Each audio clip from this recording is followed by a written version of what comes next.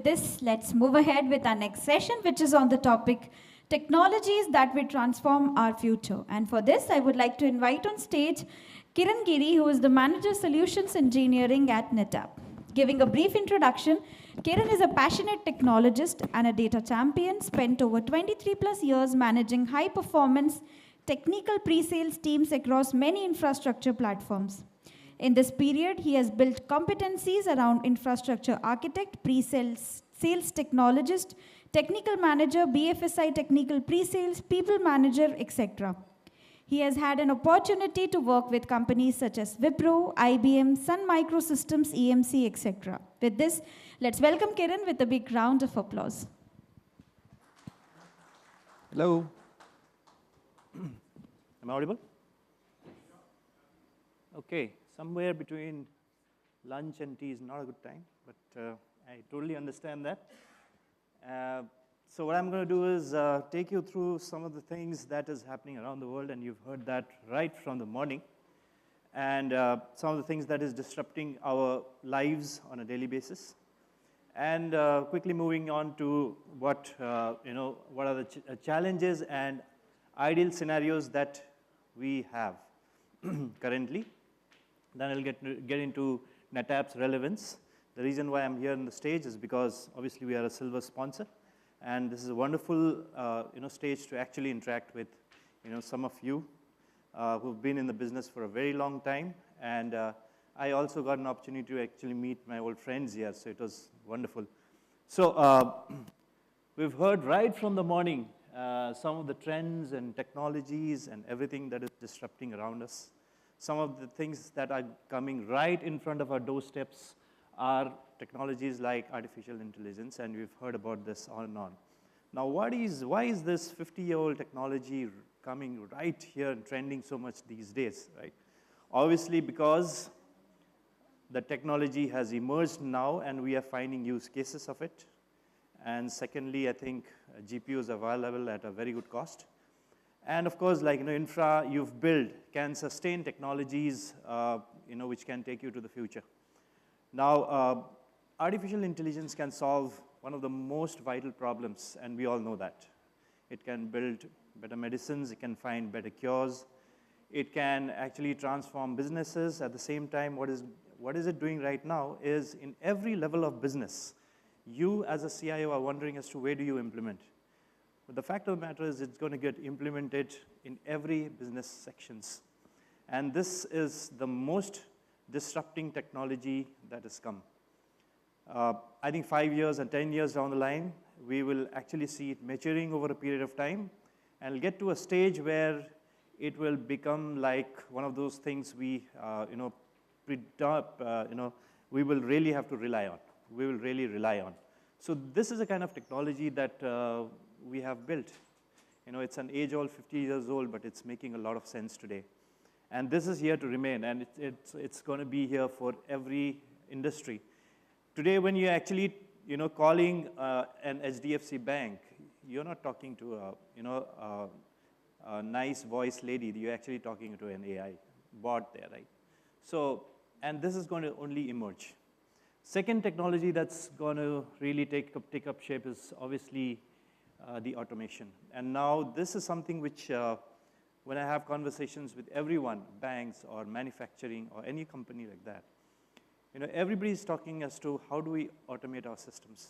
Now, automation is basically streamlining the process to reduce errors, like how AI is basically reducing the processes to go to business. This is the process to basically reduce errors. I was actually talking to a manufacturing company, pharma company, and they said that when they're actually manufacturing an eye drop, the precision of the drug is only about 40%. The main problem with this manufacturing of an eye drop is the interference. Interference of human, which brings in a lot of other aspects of life, the air, the kind of quality of, the dust and other things that it's residing on right now. What is the ideal scenario to build a drug that is actually, precision that is equivalent to, let's say, 90%? That is zero interference of human. absolutely relying on technologies like automation and artificial intelligence, so, and robotics, of course. Now, that is where we are getting on with these technologies, right? The other one is, there's always going to be, two ways to look at this. Because AI, we will solve a lot of cybersecurity problems, but because AI, the ransom is going to become, so powerful that, you will need, it's a game of, the Batman and the Joker, right? Because of AI, the ransom will become powerful, and because of AI, we will have a better solution for them. But these things are going to go on and on, right? So, but we will have a better things. Right now, today, in our technology itself, we are actually embedding AI right in the system to make sure that, we detect any kind of a ransomware attack right on your production storage. Some of the things that I'll touch upon. Blockchain is here to remain, and these technologies now being matured. It is just looked at, thing that will solve the problem of transparency, and it'll solve the major problem of security. So if you see banking are implementing CBDCs today, and CBDC is implemented in blockchain. Now the reason why is there is like, it's a distributed ledger system. It's transparent to business. At the same time, it uses encryption that is powerful enough to make sure that there is no breaking to that technology, right? So this is going to be a technology that will again trend sometime in the future. The other thing that is going to happen is immersive technology with 5Gs. The network is becoming very powerful. And I still remember in my old days, Sun Microsystem, when I was starting my career in Wipro, Sun used to talk about, devices connecting to each other back in 2005 or 2006. And we used to basically wonder as to whether this future is possible. I mean, they used to talk about every device connecting to an internet and, exchanging communications with this, in this great world called internet. And network is the computer used to be their theme at that point in time. And I used to wonder as to whether this is a reality or this is absolutely kind of, not going to be something real. But today it's real. Every devices communicate. Your watch is communicating. I have wearables that communicates today.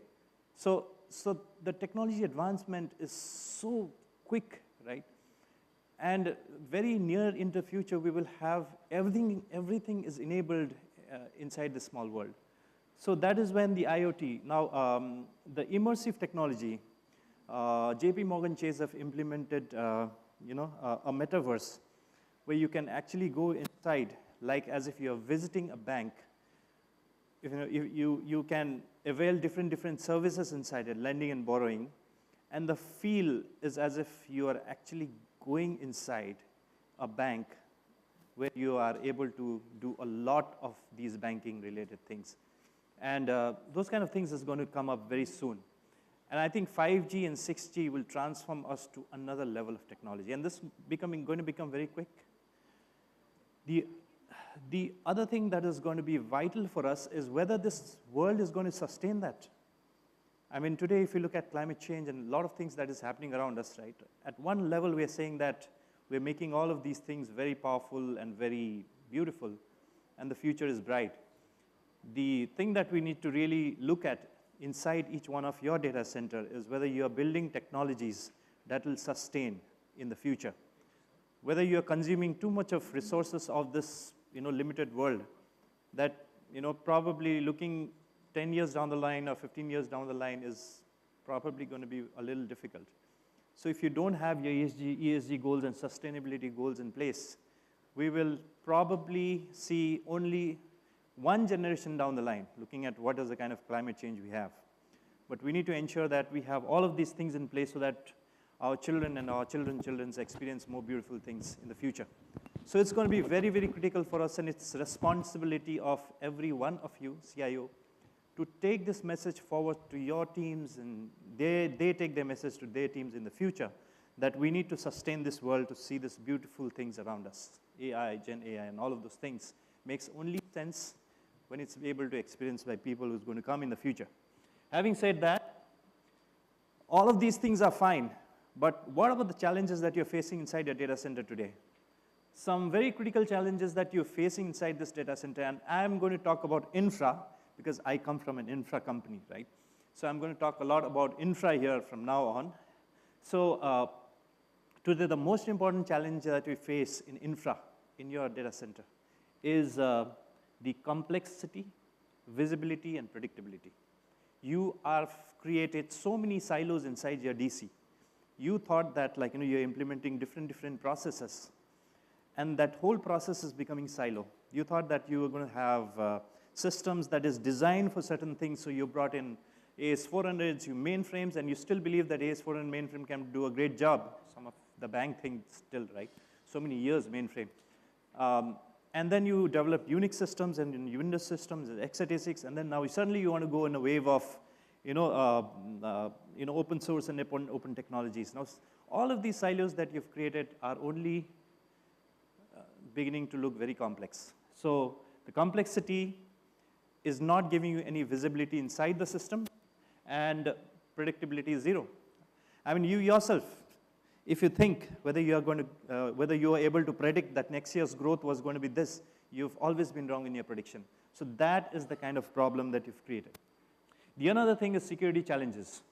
Now you've created these silos, and we talk about AI and all of those things, right? AI is only as good as the data. Ultimately, it's the data that you're feeding in to make sure that you get very good results. You're bringing all the processes, right? Why did ChatGPT suddenly become so powerful? Because they were able to train the internet data, and internet's so huge. Now you try doing that in your own system, you'll not be able to get that result because you have silos. You will not be able to train your data in your inside data center. Now today there are a lot of talks about how they want to create processes, or you want to train your own data. You want to use your own LLM models, LLM applications to train your own data to make sure, to make sense for your customers. It's very difficult to do if you have, all of these challenges. And security is like that. You have so many vulnerability points that you will not be able to identify where is going wrong. TCO and managing the budget is becoming a challenge, and that's quite obvious. And scalability and agility of your system. How scalable are you able to create a system is a big challenge because you don't know. Scalability, because yesterday we thought that it's going to be scaling to, let's say, X, but today it's gone haywire. Every bank, financial institute I talked to, they say that they are not able to predict the scalability of their systems, which is true. The one thing that is missing is sustainability goals in everybody. We are talking about a lot of these things, but then ultimately we're not focusing enough on this particular subject. So if I have to break this down further, double click in the first complexity, which is the infra complexity, visibility and predictability. An ideal scenario will be, deliver the simplicity by managing complexity workloads, eliminating infrastructure silos across multiple apps, etc. This is the ideal scenario that you want to reach, right? Some of the things pointers that we can think of which can solve this problem will be single operating system across, and natively embedded technologies that can take you to data at the right place, which can be an on-prem infra. If you think that your data is something which is very critical and you have certain norms, where you cannot take the data out, that should be in your infra. The same data over a period of time, as it ages, can go to cloud. If this is a model that you're talking about, then you're talking about something like a unified control, right? Now, if you look at the complexity, it is a silent killer. How we are solving this is by being consistent. Consistency in terms of the operating system. So this is, if you look at the workloads today, they are available in so many different protocols. You have a huge workload which is there on file, right, which is over the network. You have there on databases. You have there on virtual machines, which is on block. You have there on Kubernetes. You have all of those new initiatives coming, which is on AI, ML, and data lake, cloud, et cetera, et cetera. Will you be able to have this in single instance or single operating system. Now, this is something which we do. For NetApp, it's only on tap. And this is what we do best. Right? So it creates that consistency of management. It creates consistency of security. You're suddenly able to look at the entire thing in one particular operating system. So simplicity. That is what we're able to create. Now, what we also do really good is visibility, which can actually give you a better predictability. Visibility inside your heterogeneous environment, which is not just NetApp to the entire infra inside your infra on-prem or on the cloud. Are you able to see one particular dashboard which gives you the visibility of all of these in terms of whatever data that you need, performances, IOPS, or some trends, or so many things? Or am I be able to create a dashboard that gives you different views? You are, let's say, for example, a storage guy and CIO who's only infra CIO, and you want to see a infra dashboard. You probably want to look at the VM dashboard, or you want to probably look at, let's say, trends that I have done, right? Single dashboard. And we're able to do that. We do it with our Cloud Insight, and give you that single dashboard for you to look at. So another thing is, how do you consume it? Whether you will be able to have ultimate flexibility in terms of consuming it. Yeah, you can as a service, or integrated tech refreshers, integrated tech refresh, where we guarantee that if you have a infra today, after a few years, you want to refresh just the controllers. And there is a program that runs that. Traditional purchases. We also work with all the hyperscalers natively. They have built first-party products, which is, again, an on-tap product, where we can actually have a data on-prem to cloud. So the biggest problem today is, how do I actually take my on-prem data to cloud? Or how do I bring it back from cloud? That's the biggest problem. So we've looked into these kind of problems, and we have answer for all of these. Because we are consistent across cloud, right? It's the same operating system, we're able to do this. Now, the another one is security. Now, ideal scenarios, you keep your business running with inbuilt security methods. We're able to do rapid recovery. The scenarios that called is like built-in protection, anomaly detection, rapid recovery, et cetera, right? Now, this basically is a framework. Protect, detect, and recover. This is another thing that we do best. All our products are actually embedded with something called an autonomous ransomware protection. It's basically an ability for the system to detect if there is fraudulence in your data. We have basically embedded AI engines on this, where it's able to detect anomalies, where massive encryption happening in the system, that calls for an anomaly. Or massive data reduction happening, that calls for an anomaly. Not happening, that calls for an anomaly. So many anomalies that has been, it is trained in your storage right at the production storage. So the anomaly prompts immediate action. It takes a snapshot of that particular data at that point in time and tells you that there has been something which is going on which is not related. It can be a false alarm, but you always have one point to return to, just in case you have a issue there. So these are embedded on the systems, and also something that we have is for the rogue users. Now, I have seen in my career, there's been one instance, and I really regret for having been a part of that, where because of a guy who logs into the storage system, and he goes there to update the controllers, and suddenly he lands up deleting the entire data. Now, the entire data is wiped off, and this particular company had to come back to pen and paper for 3 days. Not because we couldn't recover the data, but because they were not able to figure out what is the trace, which application is connected to which database is connected to which volume. The trace just disappeared. We brought the data back in about 6 hours' time, but the trace disappeared. They were down for 3 days. The website was down. It said that, sorry, we'll come back to you. That is because there was one guy who could log into the system and do the entire damage. That can be controlled by something like a multi-admin verify, where if this was there before, then what he would have done is he goes to delete, he cannot delete. He has to go, because he has to go and ask a permission from other admins to delete it. That's multi-admin verify. This could have solved the problem then. Right, so we have certain ransomware guarantee, right? Now this is going to rock because I have a lot of slides.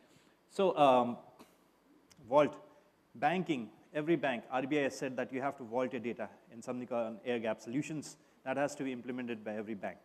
So that's the solution, right? So this is a little TCO, how do we manage this budget, right? So ideal scenarios, make your on-prem to cloud. Our story is very simple.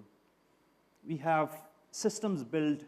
The biggest problem is your data at the right place? So we have systems built for that, which manages that. We can actually set a policy not just on-prem, but also for the data to expire to the cloud. So you can actually have a data tiering to the cloud of your choice. Right, so it can manage everything. It can migrate data without disruption from on-prem to cloud. It can do tiering, it can burst, it can backup, it can migrate to and from the cloud. Right. So scalability and availability is basically, how do you see your workloads today? Is it, as an application or a workload? Have you created that agility across?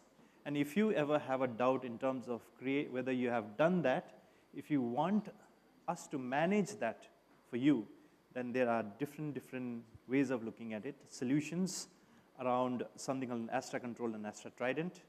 Over and above that, we also have services called NetApp Instacluster, where we manage your entire new applications for you. Now, the biggest problem here is, today the question is, do I build my application on the traditional databases, or should I look at that? Now, I think we have a lot of fear of change, and a lot of these things we keep asking ourselves. But let me tell you, the biggest payment systems in India is built on this platform. The payment systems, that is biggest payment system in the world, actually, which is the NPCI, is built in this. It is not built on a traditional databases. They do not use, so the whole thing is so powerful that at any given point in time, they have mirrors of data in 4 different data sets. That infrastructure will never fail.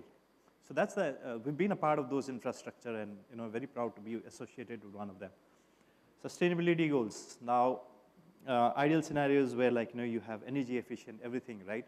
Now, what do? We have managed to do certain things right, which everybody does it, make slimmer system and do all package with all latest and greatest and give you performances. But over and above that, we actually gave something called a sustainability dashboard, which measures whether you are there on a real time. It takes up certain information from your systems in terms of what is the energy emissions, et cetera, and builds this particular dashboard. And this is a very good dashboard for you to look at. You'll be able to figure out as to where you're going wrong and what do you need to do next. It also gives you a real-time reporting, carbon footprint reduction as to what do you need to do, how do you need to plan to do a carbon footprint reductions. And of course, in terms of identifying where the data which has been there for a very long time, cold for a very long time, take those data out. A lot of ways to manage costs, a lot of ways to actually save energy, and a lot of ways to care for the future. I think that's very important for us. And of course, peace of mind. This is a slide which will say that you'll have peace of mind. But I know in an infra company, I've been there for a very long time. Peace of mind is something which really that's an ideal scenario. But what we are able to do here is respond to our customers faster, respond to the issues faster. That's what we do best. That's something which we do. And NetApp, of course, we make the data infrastructure intelligent because there are a lot of the software advantages that we bring in. And a lot of these are actually embedded in the operating system. So I go back to the same first slide where we said, what do we do best? We do ONTAP, which is a single operating system across file, block, object, or any workloads for that matter you run there. So that's what we do best. That's it. Thank you so much. Great. Sir, I'll request you to please stay back. Yeah. Would like to invite on stage Ram Narayana sir to please come forward and felicitate our speaker for his talk, sir.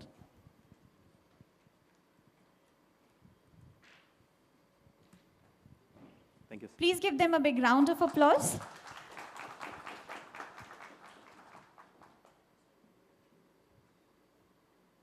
Thank you. Great. Thank you so much. With this, let's move